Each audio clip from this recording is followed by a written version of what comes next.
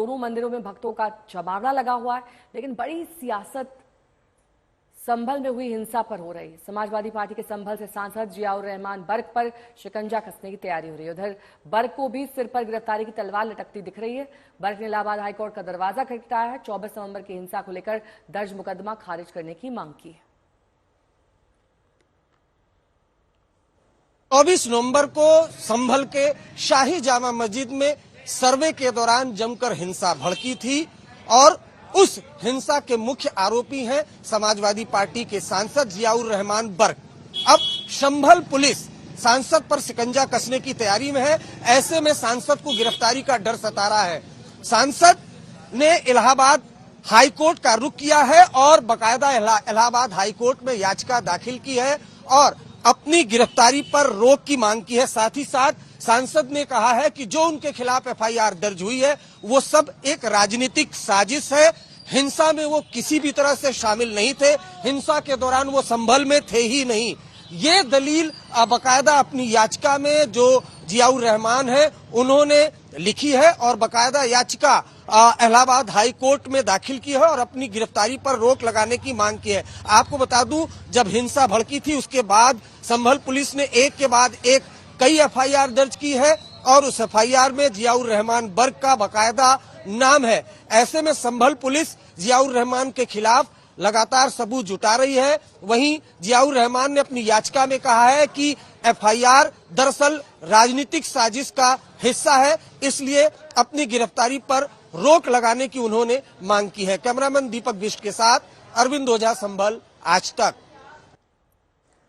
मस्जिद सर्वे को लेकर विवादों में आया संभल अब मंदिरों को लेकर चर्चा में है। संभल में अब एक और मंदिर मिला। कल प्रशासन ने मंदिर को तलाशा और वहां का ताला खुलवाया। मंदिर पर ताला लगा हुआ था। बताया जा रहा है कि ये राधा कृष्ण मंदिर है। अब वहां साफ सफाई हो रही है। मामला एएसआई को सौंपा गया जो पता करेगी कि दोनों मंदिर में कितने पुराने हैं। एएसआई टीम आज ही जांच के लिए पहुंचने वाली थी, लेकिन अब वो जो पहुंचना था वो टल गया है।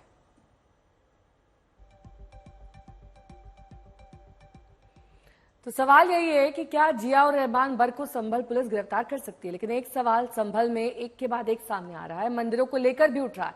2 मंदिरों में पूजा पाठ शुरू हो चुका है और इन मंदिरों को लेकर उठापटक भी खूब हो रही है। सारे सोशल मीडिया पे एक व्यक्ति के घर में अपना मंदिर था, उसने कहा कि मैं और लोग चले गए तो मैं भी चला गया था, मैं ही ताला लगा के गया था। एक ने नहीं, उस परिवार के सारे सदस्यों ने कहा। तब इतना असत्य अगर गेरुआ वस्त्र पहन के कोई आदमी बोलता है तो उसका कोई इलाज नहीं। समाजवादी पार्टी समाप्तवादी पार्टी बनने का रास्ता तलाश रही है। जिस तरीके से भगवा पे कहा गया है, सीएम योगी आदित्यनाथ के कपड़ों पर कहा गया है कि वो इस तरीके की गलत बात बोल रहे हैं सदन में खड़े होके। भगवा के अपमान या संत के अपमान या गरीब किसान मजदूर महिला के अपमान का बदला चुनाव में जनता जरूर लेती है, इसीलिए उपचुनाव में सपा साफ हो गई। भाई जय श्री राम का नारा नफरत के लिए क्यों लगा रहे? जय श्री राम का नारा प्रेम से लगाओ ना। प्रेम का नारा है जय श्री राम। प्रेम का दूसरा नाम है श्री राम। प्रभु श्री राम ने शबरी के झूठे फेर गाए थे। प्रभु श्री राम ने किस तरीके का आचरण किया था, जो मर्यादित आचरण थे, इसलिए उनको मर्यादा पुरुषोत्तम कहा गया। मर्यादा, उनकी मर्यादाओं को मानो ना। उनका नाम क्यों बदनाम कर रहे हैं कि आप नारा लगा करके दूसरे के खिलाफ नफरत बो रहे हो? नफरत मत बो, मोहब्बत के साथ लगाओ। जय श्री राम सब करेंगे, राम का देश है। कहीं नहीं गए, मंदिर वहीं था। मंदिर ये बिला वजह का ड्रामा है। मंदिर वहीं था, वहीं बंद था मंदिर। वहां पर आबादी का पलायन हो गया था, वो बंद करके चले गए थे। कभी कभी आते थे, खोलते थे, चले जाते थे। तो कहां चला गया था मंदिर भाई? देखिए, इस देश में कंकड़ कंकड़ में शंकर का निवास है और यही बात समाजवादी पार्टी को समझ में नहीं आती है। अगर मंदिर इस देश में नहीं मिलेंगे तो कहां मिलेंगे?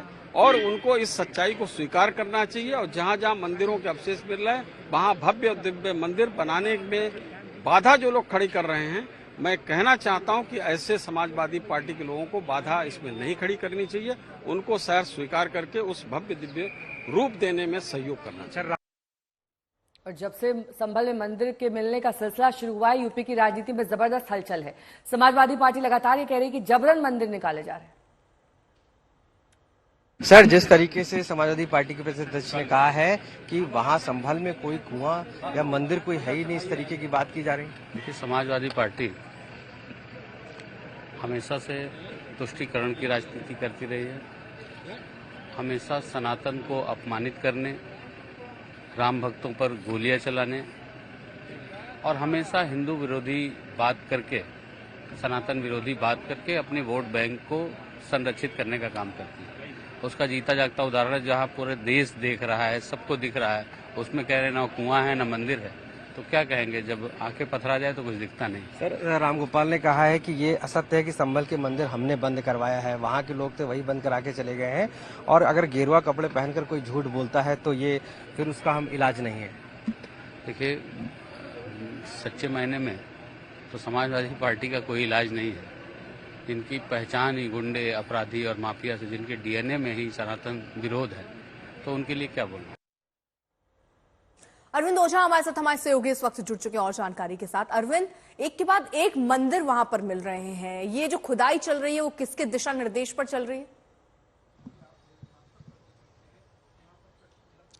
देखिए, जिला प्रशासन के निर्देश पर ये खुदाई चल रही है। और मैं आपको बताऊं, जरा ये देखिए आप, बाकायदा एक ये खुदाई ये भी हुई थी। ये मस्जिद जरा दिखाइएगा, ये मस्जिद था, मस्जिद के पास चबूतरा था, और यहाँ से जिला प्रशासन के लोग गुजर रहे थे, उनको शक हुआ कि यहाँ पर कुआं हो सकता है। बस ये शक हुआ, उसके बाद खुदाई शुरू, और ये देखिए कई फीट तक की ये जो खुदाई है वो हो गई है, और कुआं जैसा आकार ये आपको दिखाई दे रहा है। तो जगह जगह चाहे डीएम हो, एसडीएम हो, वो गुजरते हैं और उनको कहीं भी ऐसा दिखता है, कुछ ये अगर कुआं था भी तो ये कुआं, तो वहां पर खुदाई की जरूरत क्यों थी? और ये क्यों पता कर रहे हैं कि कहां कुआं है? देखिए, अब ये जिला प्रशासन की अपनी दलीलें। देखिए, आपको याद होगा जो उत्तर प्रदेश के मुख्यमंत्री योगी आदित्यनाथ ने, उन्होंने विधानसभा में जिस दिन ये बात कही कि 19 से ज्यादा जो कुएं थे उनको पाट दिया गया, कई मंदिर ऐसे हैं जो सुनसान जगहों पर पड़े हुए हैं, उसके बाद ये जिला प्रशासन एक्टिव हुआ है, उसके बाद ये जो कुआं है इसको खोदा गया। अब ये बताया जा रहा है कि यहाँ पर जाल भी लगाया जाएगा।